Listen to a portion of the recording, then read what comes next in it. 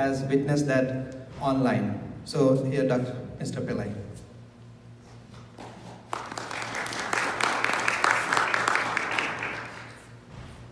Hello everyone, Hare Krishna. So my name is Ajit Pillai. I'm a RN. Some of my experience, so I started off in the hospital setting working as an OR nurse, but now currently I'm getting my master's in nursing leadership and administration at the School of Nursing at UT Health in the Medical Center. And just a few months ago I had a unique opportunity to go to India and care for someone that's very dear to me. And I was called by this person. His name is Gunagari Das Goswami, and he asked me to come and take care of him in the hospice setting during his last days. This is a picture of Gunagari Das Goswami, or Gunagari Maharaj.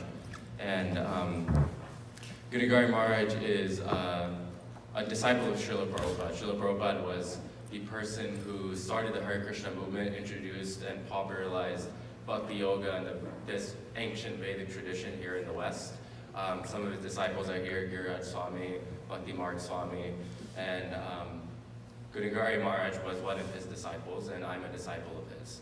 And so that's how, over the few years, I've developed a really close relationship with him, not only as a disciple, but someone that was a mentor to me, someone that I learned quite a bit from, a lot of life lessons from, not only spiritual life, but also just on a daily basis, someone that I reached out to anytime I had any sort of issues, whether it was negative or whether it was positive. We were always keep in touch, and we had a very close relationship.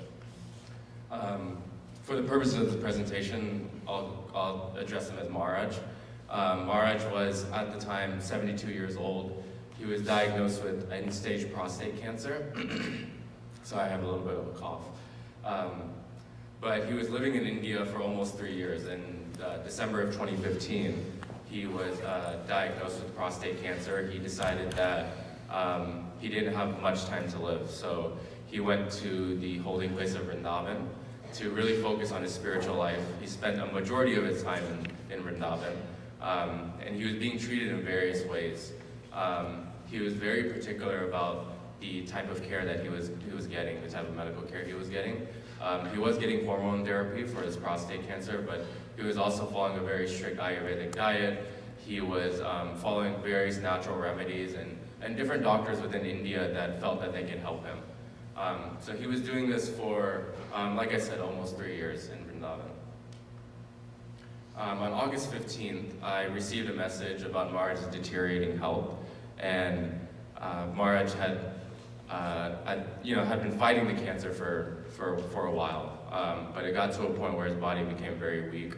His health was deteriorating, and I got a message saying that it could be even 2 weeks before he passes away. And so I decided to reach out to him. At the time, I didn't know exactly what his condition was. I felt kind of bad to actually reach out to him and speak to him, but I felt that it was that in my heart that I needed to speak to him. So we usually keep in touch through WhatsApp, and so I WhatsApp messaged him, and he sent me an audio message. I wasn't able to put that into the presentation, but the transcript of the audio message is here, and it kind of gives you a little bit of setting the scene as to the type of relationship that both of us had. He said, "It would be great to have your association as always, but I wouldn't know exactly what you would do or wouldn't do, but just the fact that you're here would help me a lot. So if you can come, that would be great. It's pretty selfish for me to be asking like that, but if there's going to be a time, now is the time. Please come. I'm not sure how much more I have to live, but just come, okay? Please." And so when he said this, at the time, I was just about to start my new semester, and that was one of my main obligations here. But I had always felt that when I heard this message from Maharaj, that I would drop everything to go take care of him. And so after giving it a lot of thought, I decided exactly that, and I just really wanted to stay in the present and not have any expectations when I got there. So I decided to, and it worked out in one sense. I was able to speak to my professors, and make it there to India to take care of him. And for those that were there for Giraj Swami's keynote address, he had mentioned one of his disciples, Archa Vigraha, at the time, who was in Vrindavan, and he was explaining how that the resources were so limited in regards to healthcare, and it was even difficult to find someone to even start an IV. And so Archa Vigraha, she was the inspiration behind starting something called the Bhaktivedanta Hospice. And that's exactly where Maharaj spent his last days. He decided to go from the house that he was staying at, which was actually Giraj Swami's house, to the Bhaktivedanta Hospice, because it was a setting in which there were nurses 24/7, there was a hospice doctor there, and there was enough personnel there to be able to take care of Maharaj. Me personally, I have no hospice experience. Again, I'm an OR nurse, which is very different from the hospice setting, and actually very different from a lot of nursing settings. But because of my relationship with Maharaj, and because I wanted to be there and take care of him, and some of my nursing background, I felt like I could help in some sort of way. At the time, the personnel included the hospice doctor. Maharaj had an oncologist who actually lived in Hong Kong that he was getting a lot of advice from. He had his servants, he had his caregivers, and he had his godbrothers, those other disciples of Srila Prabhupada that were there to take care of him. And my role was kind of like a middleman. Like I said, I didn't want to have any expectations when I got to Vrindavan, but at the time I realized that because Maharaj felt so comfortable communicating with me, and because I had a little bit of a leadership management background and personality, I felt that my role as a middleman worked out nicely, because Maharaj was able to communicate me what he needed and what he wanted, and I was able to kind of coordinate the care in an organized fashion between all these different people, having to communicate with the hospice doctor at the facility, and having to communicate with the oncologist who was in Hong Kong, and the setting was such that there were so many people taking care of Maharaj, so they really needed someone to kind of organize all of this, and so that was kind of my role while I was taking care of him. And it was a very interesting process where I learned a lot about caring for an individual. Throughout this whole process, I noticed that the whole team, and including myself, our goal was to make Maharaj as comfortable as possible. He had already decided that he didn't want to fight the cancer anymore. We were really trying to help Maharaj give up that control and that independence, which is something that towards the end of your life, as many of you know, is really hard to give up. Maharaj is a perfectionist. He's extremely detail-oriented. He wants everything done in a perfect way. The care that he wants, everything that was done in the kitchen, he wanted it to be perfect. And so it was very difficult, in one sense, to serve him and to care for him, because I had to learn how to listen very intently, but I also had to learn how to serve perfectly. And Maharaj was the type of person who used to have his hand in everything. When he would come and visit Houston, he would be in the kitchen teaching us exactly how to do things. And he would teach us, I play drum, for example, and after I play drum for a kirtan, he would come to me and tell me little details as to how I can improve. So he used to have his hand in everything. And so now, being in a situation where he wasn't able to do that was very difficult for him. And so when I got there, I noticed that, and I told Maharaj, one of the first things I told him, I told him, if you need something, just tell me, and after that, don't worry about it, and I'll figure it out. And luckily, not only because of me, but because we had a strong team surrounding him, this really helped through this process of kind of giving up that independence and being able to trust the people around him to take care of him like that. And as his condition started deteriorating, he started having some hallucinations, which was very difficult for me to understand. And I think it's very difficult for a lot of medical professionals to understand when their patients go through hallucinations. But as I thought about it more and more, I realized that whatever he's experiencing and seeing may be very, very real to him. but from our perspective, it may not be real.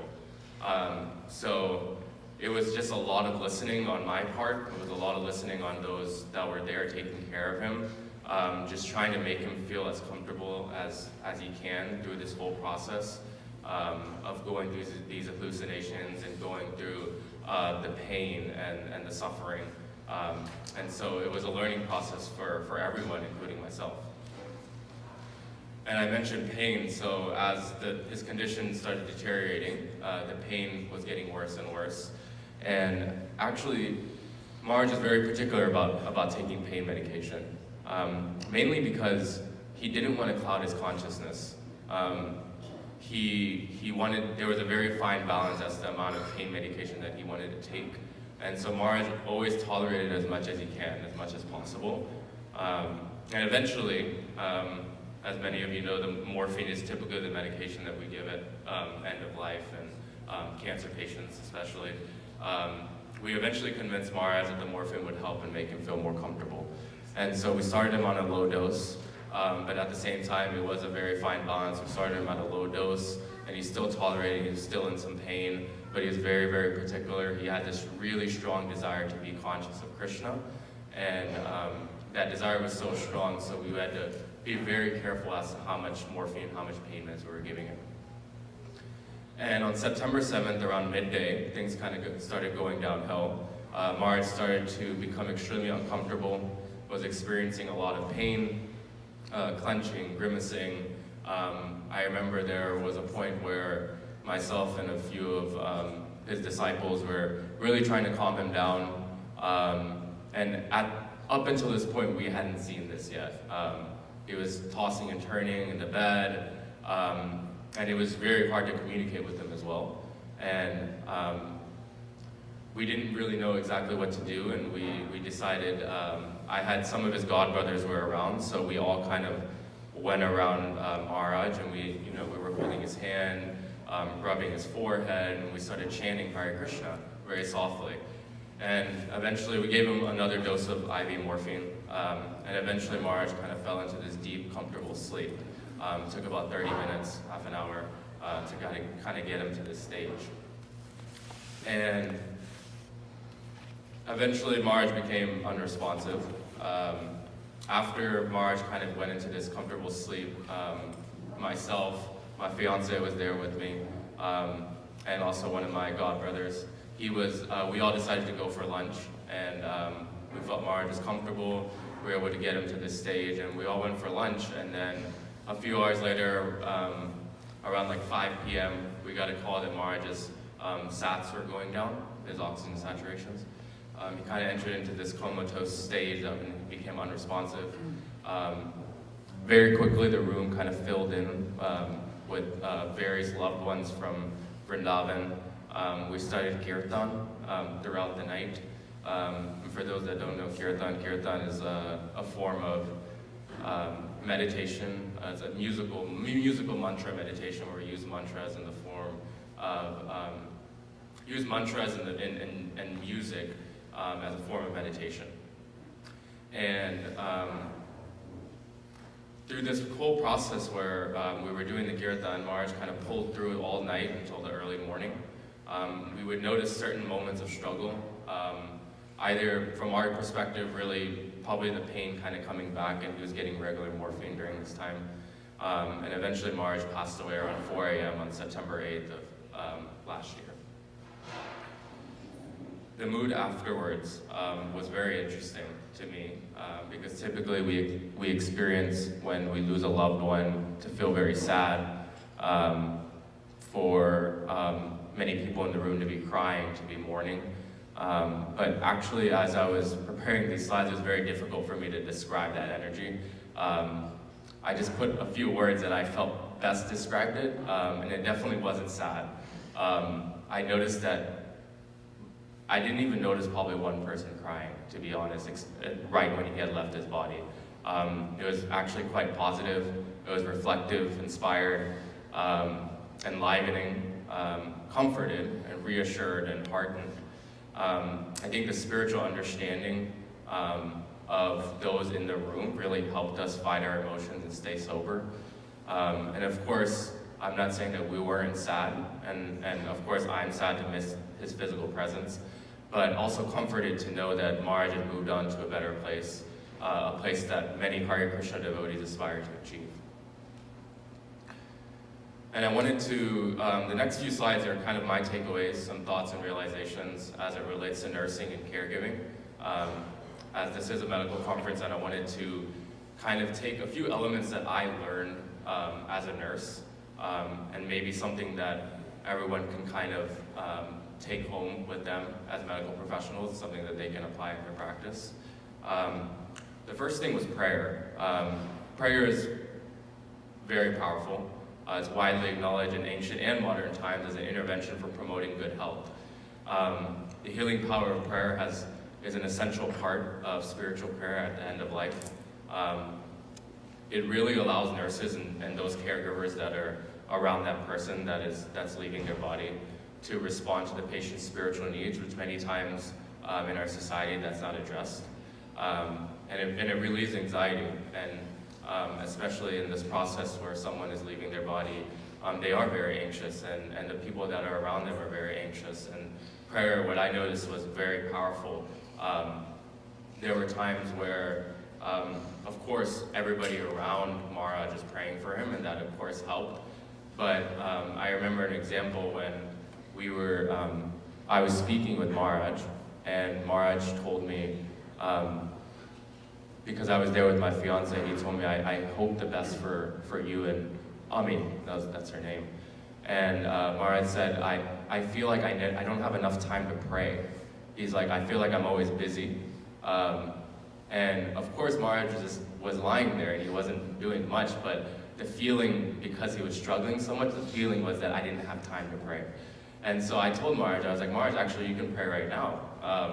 And so he put both of his arms together like this, and he did like a small prayer for both me and my fiance. So I just use that as an example of prayer, not only for, like I said, the people that are praying for that individual, but the person themselves, and to try to encourage that person to use that as a form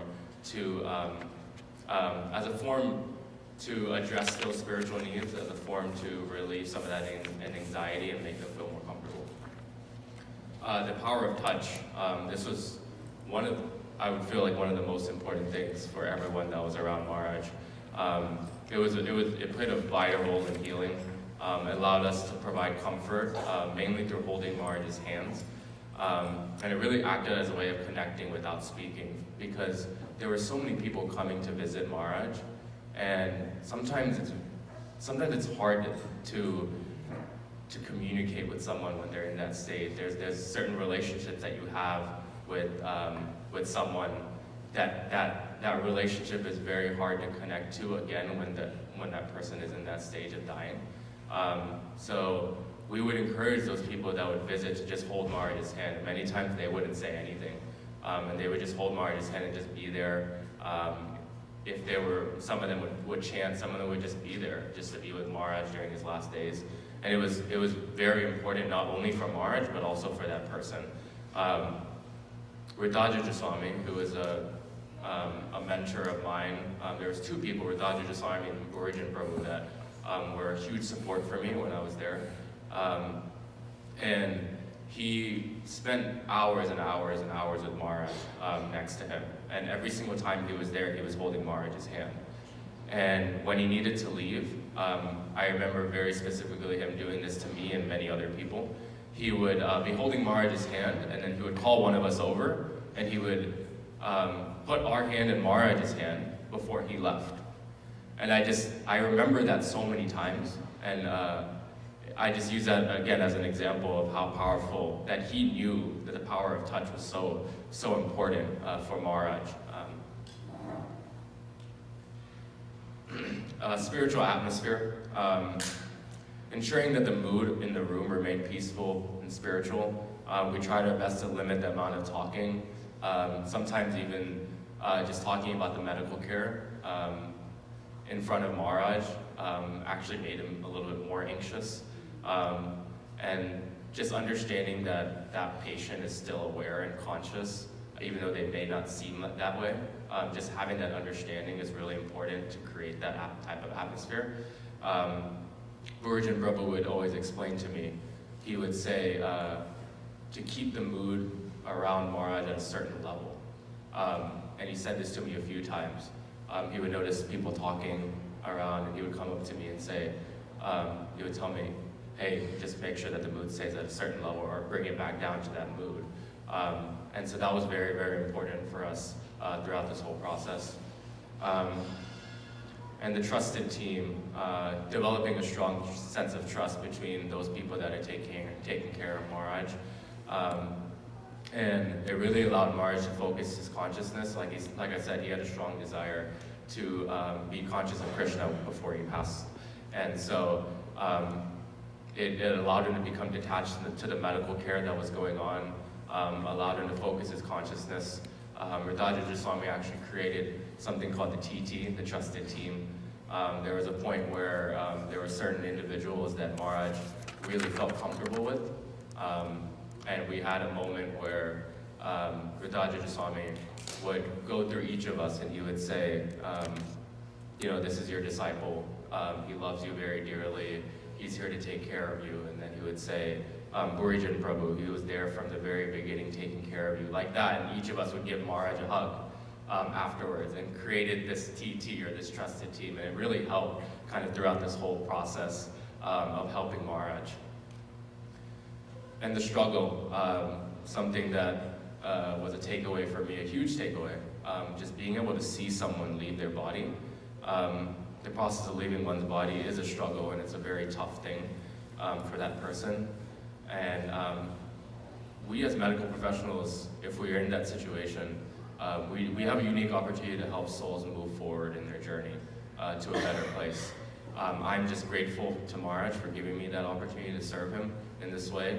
And it didn't, not only has he taught me how to live nicely throughout his life, but through this process he's also taught me how to die nicely. And why glorious? Why did I pick the title, A Glorious Passing? This is really just a few slides talking about the spiritual basis according to our Vedic perspective.